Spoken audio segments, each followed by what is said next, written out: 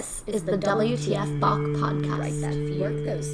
The podcast about Johann Sebastian Bach, brought to you by his prodigal son, WTF Bach. Join WTF Bach as he guides your mind through a contrapuntal journey. Why don't you let WTF Bach guide you? And now, here's WTF Bach. It is I, Evan Shinners, some news and a cantata for you. The Bach store in Germany is done. I locked up the doors. I packed up the merchandise after playing some 75 solid hours of Bach. Now, hopefully, the walls of the space are well tempered. And speaking of merchandise, there is a bit left over from the run. I printed a set of 7 WTF Bach themed magnets. There are t-shirts, 3D printed Bach heads, and all kinds of cool stuff. So if you're interested in swagging out your life, send me a quick note and I can arrange a sale. Now, the Bach store was quite a wonderful experience. I was lucky to have a very genuine and generous public. Some fans of the podcast even came to Erfurt during the run. Some of you drove hundreds of kilometers to see it, and it was really nice seeing that you are real. You do exist, you listeners, so thank you for coming out. Now, I know that some of you wish you could have come to Germany, but you are in a different place on the planet. You tuned into the live stream, which I admit was very shaky and often was not working. But when it was, I was thrilled to see so many of you watching from many places all over the world. Thank you very much. Now, the second order of business is that I'm making an unexpected visit to New York City. This Friday, the 12th, that's like in 48 hours, to open for a wonderful cellist named Suvi at Le Poisson Rouge on Bleecker Street. That's LPR, Le Poisson Rouge on Bleecker Street. I've never played at Le Poisson Rouge. I've always wanted to, and it's this Friday. The doors open at 7 p.m. I go on at 8, and Suvi is to follow. So I'll put that ticket information into the episode description, and I really hope to see some of you there on Friday night in the city. Finally, the big news, I will have to devote several episodes to this big news, is that I've finally begun launching my, quote, complete J.S. Bach keyboard works. The albums, I'm dropping albums finally at long last, and the first 3 are due, as it were, on May 17th, 2024, but I believe you can pre-order them on April 24th, 2024, harnessing the mystical power of 24 and the 24 tonalities of the well-tempered clavier. Now, I want to tell you a little bit about this project. There's a projected 24 albums, again with the Bachian number, and it aims to go quite deep into the keyboard repertoire, much more than your typical collection of Bach keyboard works. Eventually, things like, say, the notebooks for his son WF and his wife will be there. I might even sing a few of the songs in the Anna Magdalena Bach notebook. Music for the organ without pedals, music of so-called doubtful authenticity, works you've never heard. Really, I promise, Bach works you've never heard will be released. So let me tell you about the first 3 albums that, again, pre-sale April 24th, 2024. The first is the 5 earliest suites. These are works that are from the teenage Bach, really among the earliest works we have. Bach was maybe only 15 years old while writing some of them. That's a fascinating thing to see. We don't often think of Bach as the prodigy of music like Mozart or Mendelssohn, but again, we don't often think of Bach correctly now, do we? So these are wonderful pieces, very rarely played, and here's the twist. I tuned the piano to a mean tone temperament, so it's a very wild sound. If you've never heard a piano in a different temperament, especially something as dramatic as mean tone, it's quite a thrill. I guarantee you've not heard an album like this before. That's why it is the first of 24 projected albums. Now, the second album, 4 original compositions for the so-called lute. If you've been following my YouTube videos coming out every couple weeks, you know that we're discussing the lute repertoire and what did it mean for Bach when he says, for the lute. Now, there's a large amount of music for the lute, maybe even 80 minutes or so. Some of that music is transcription from his solo string music, a violin partita, a cello suite here and there. But 4 compositions are specifically written for this instrument, which probably, and I don't want to break the hearts of all the classical guitarists out there, which was probably a lute harpsichord, which I think is an instrument we must have discussed it here on the show. It's an instrument that's played like a harpsichord. I mean, it is a sort of harpsichord. It has the same mechanism, but it has the body of a lute, the big belly of a lute, the gut strings of a lute, and the leather pluckings that, yes, mimic the plucking of skin on the fingers, which would have plucked the lute. Now, the instrument I record these 4 compositions on is similar, but hyper-modern. It's an acoustic piano running a sound that is similar, I suppose we could say, to a flamenco guitar. And it has the action of a harpsichord. Again, it's not a sample. It's an acoustic instrument. The sound is coming out of wood, and there are strings that are vibrating.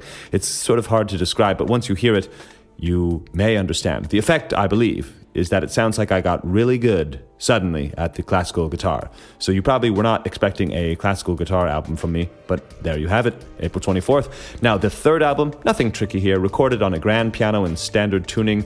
The repertoire is, however, preludes and fugues that are not found in the Well-Tempered Clavier. Miscellaneous Preludes and Fugues, Part 1, because all of those preludes and fugues not found in the Well-Tempered Clavier can't fit on a single disc. So there are a few early versions of some famous preludes and fugues that were only printed as late as 2005. There's an unfinished prelude on there, 38 seconds long, fugues that are considered, again, doubtful authenticity. You may know some of the preludes and fugues on this album, but on the whole, the third album should be a pleasant 50 minutes of music you've probably not heard before. So that's it. 3 albums. Why 3? I don't know. Why not? 1 album a year. It'd be 24 years, right? So 5 early suites, 4 original compositions for lute, and then miscellaneous preludes and fugues, part 1. And here's the best thing about being a listener of this podcast. I've been making these performer commentary supplements, I guess I could say, to each album.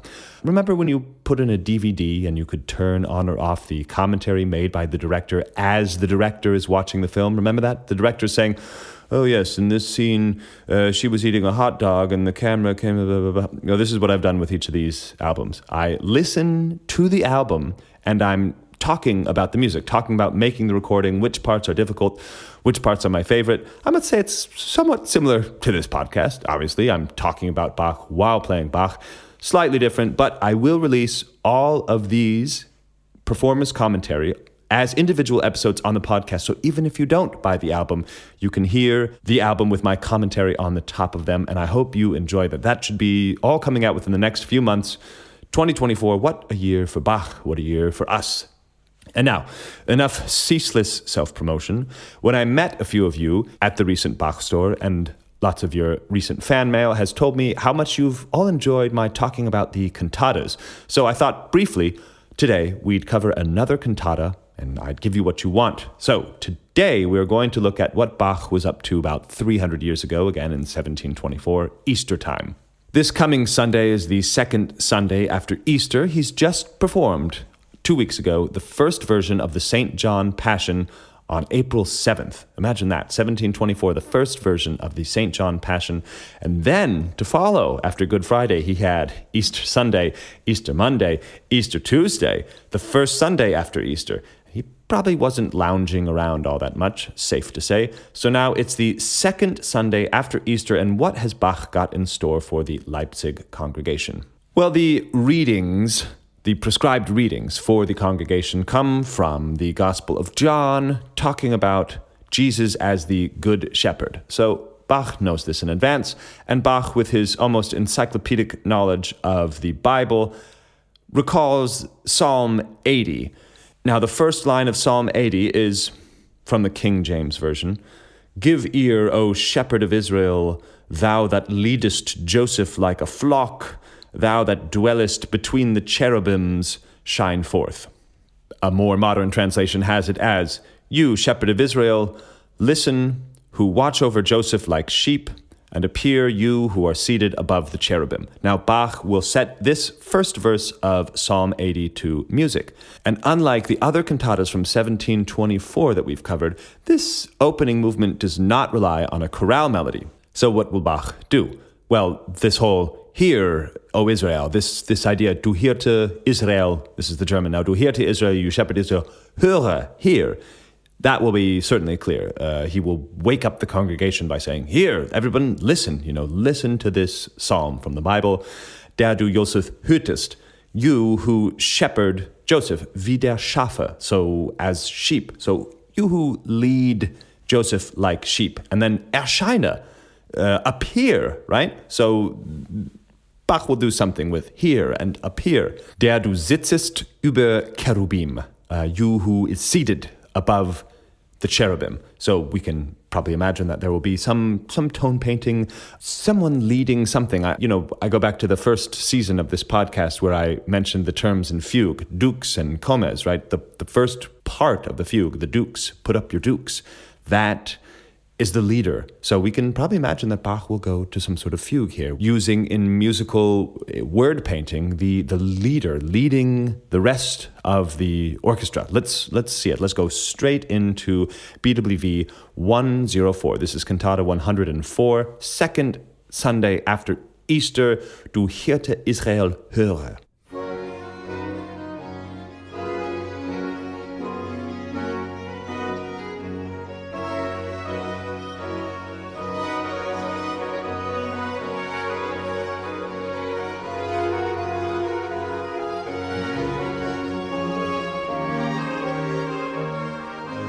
Okay, this is really thrilling for me because I don't know this cantata. So this is, on a first time hearing for me, maybe for you, we're definitely outside. I mean, goodness, G major. I know I'm playing an F sharp major, but that's because it's Baroque tuning. But anyways,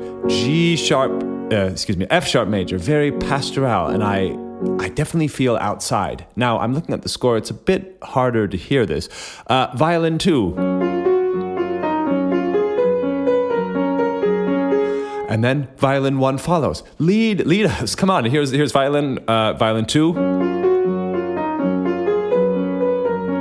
Violin 1. And then the oboes, the two oboes and the taila also.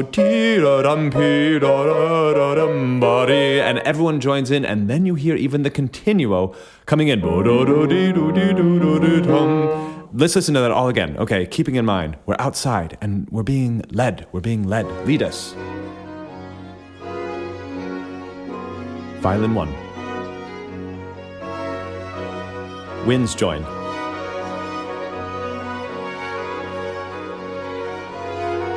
Now the continuo.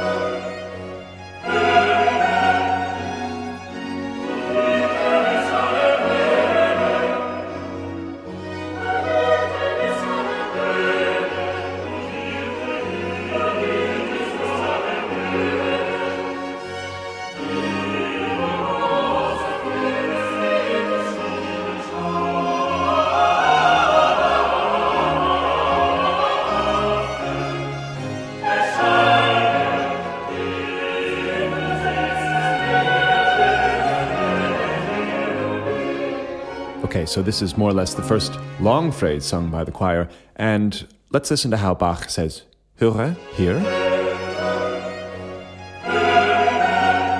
And of course, erscheinet. I mean, the word shine is within erscheinet, and listen to how erscheinet really shines.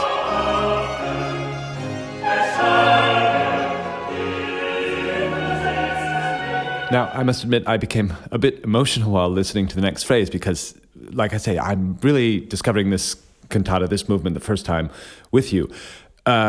You'll hear the choir starting up again, and this is maybe me just giving my imagination free rein, but you'll hear the sopranos and the altos, they sort of break off, and then the lower voices, tenors and basses, they break off, and it's almost as if you're seeing the sheep sort of saying, oh, well, we're no longer together. And then out of that comes the text, you who lead Joseph like sheep, and the tenors, they lead. And you'll hear it. It's just so literal. That's what is maybe the most incredible thing about this music. It's so literal. There's nothing creative there. He says, The text says, you lead. And so Bach says, there we go, I'm going to lead. The text says, here. He says, fine, I'm going to put chords for here.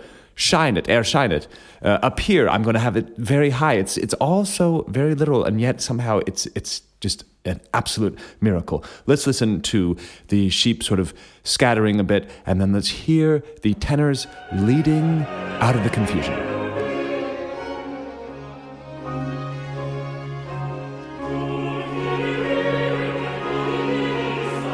High voices now. Lower voices. You see they're not together, and then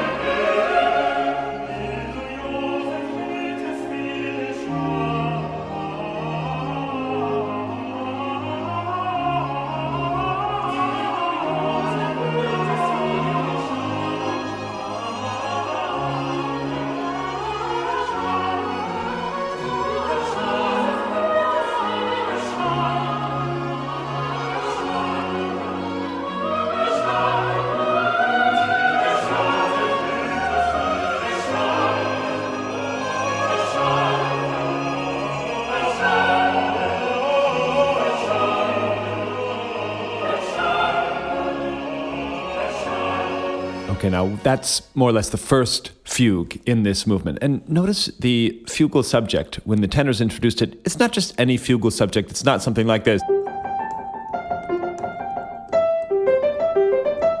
That's an organ fugue. For some reason that's in my mind, but no, it's really like lead us, listen to the subject.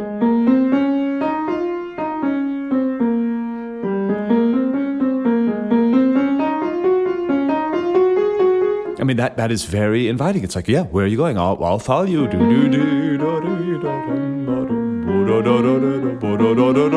It's very easy to follow. And then the altos.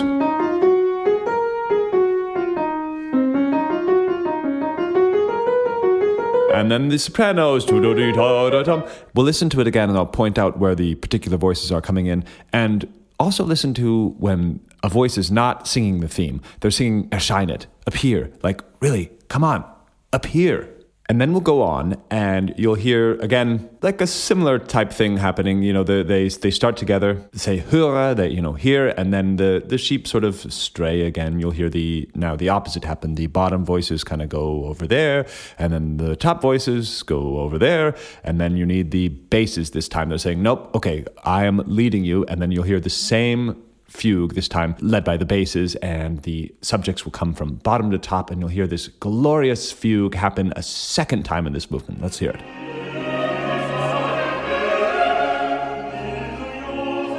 Okay, there's the tenors leading out of the confusion. Altos.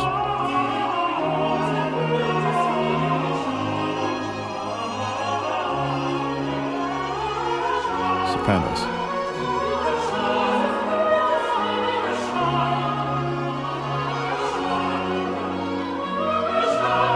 The basses.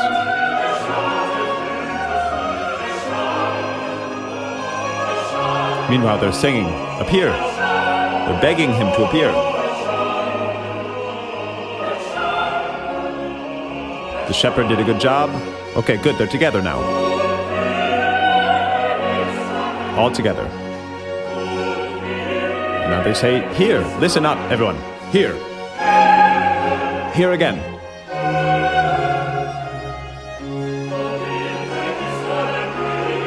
Okay, now the sheep are coming apart again. Uh-oh. Bottom voices. Top voices. Bottom voices. Now, the shepherd and the basses.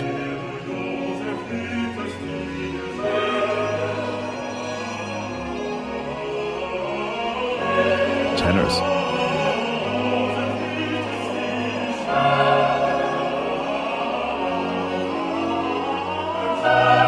And now the altos.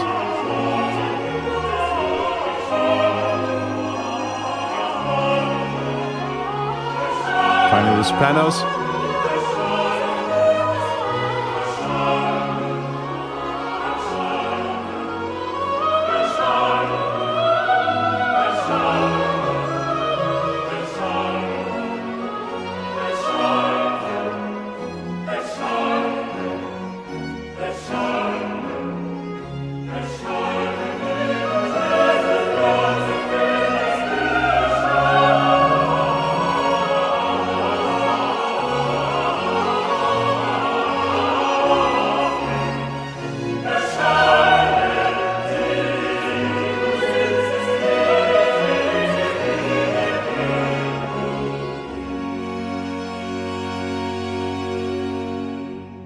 So I don't have much more to say about that movement.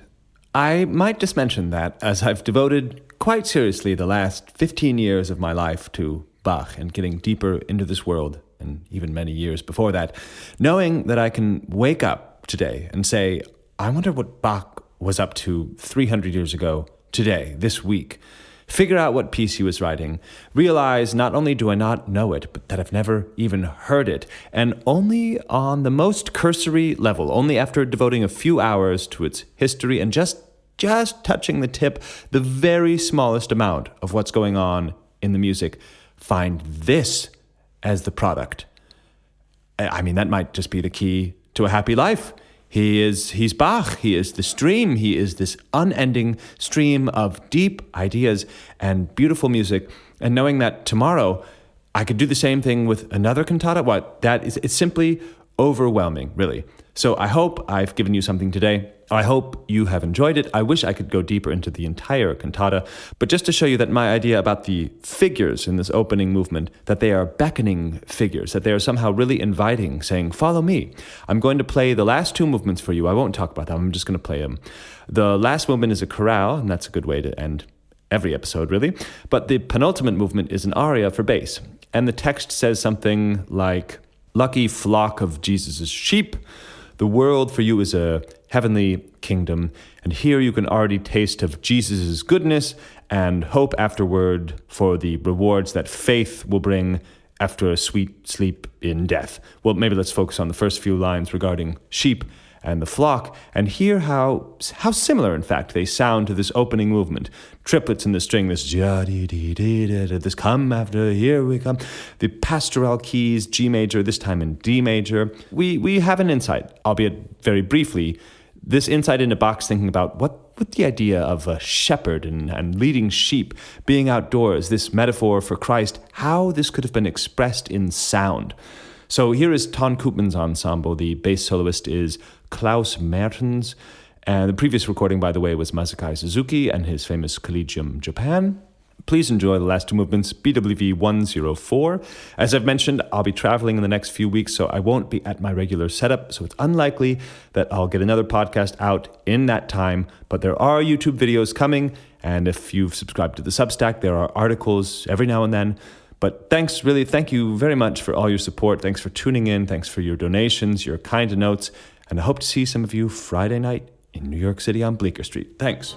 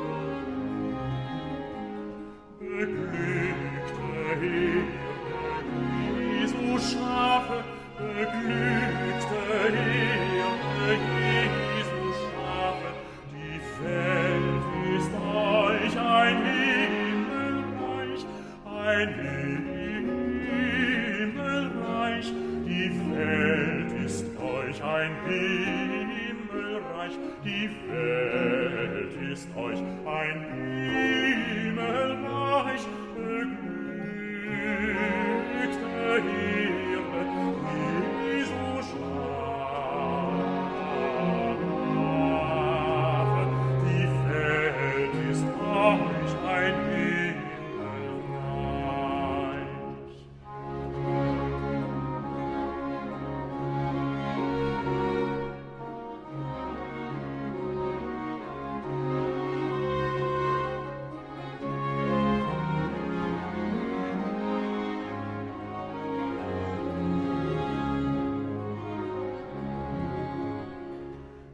Schmeckt ihr Jesu Güte schon und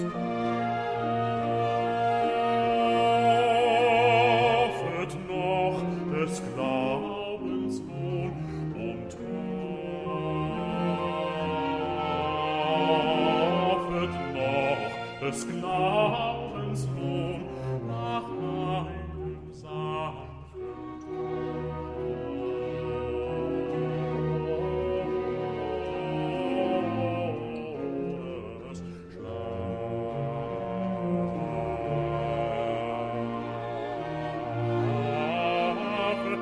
schmeckt ihr Jesu Güte schon und hoffet noch des Glaubens Lohn und hoffet noch des Glaubens Lohn nach einem sanften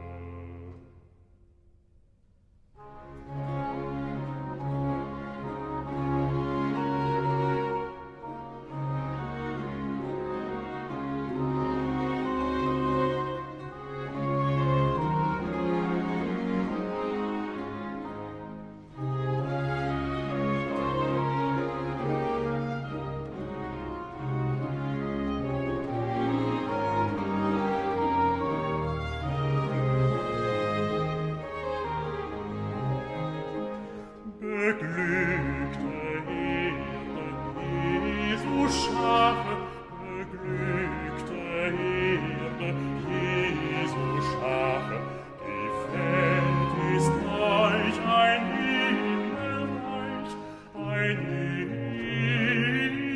Himmelreich, die Welt ist euch ein Himmelreich, die Welt ist euch ein Himmelreich, beglückte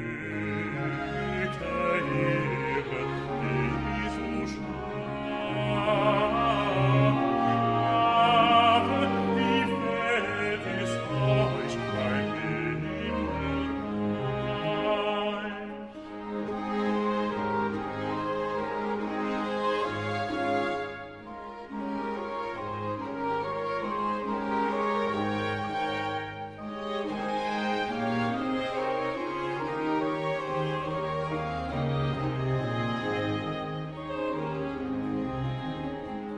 Beglückte Hirte, Jesu Schafe, beglückte Hirte, Jesu Schafe, die Welt ist euch ein Himmelreich, die Welt ist euch ein Himmelreich, die Welt ist euch ein Himmelreich, beglückte Hirte, Jesu Schafe, die Welt ist euch ein Himmelreich.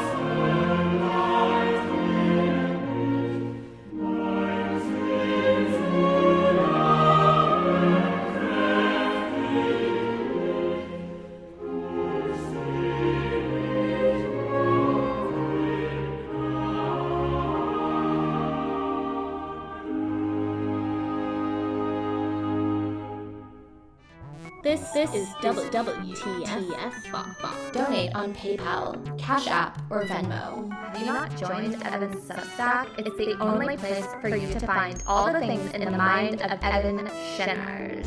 WTFBach.substack.com. Share this podcast with your frenemies. Wow, that's fabulous.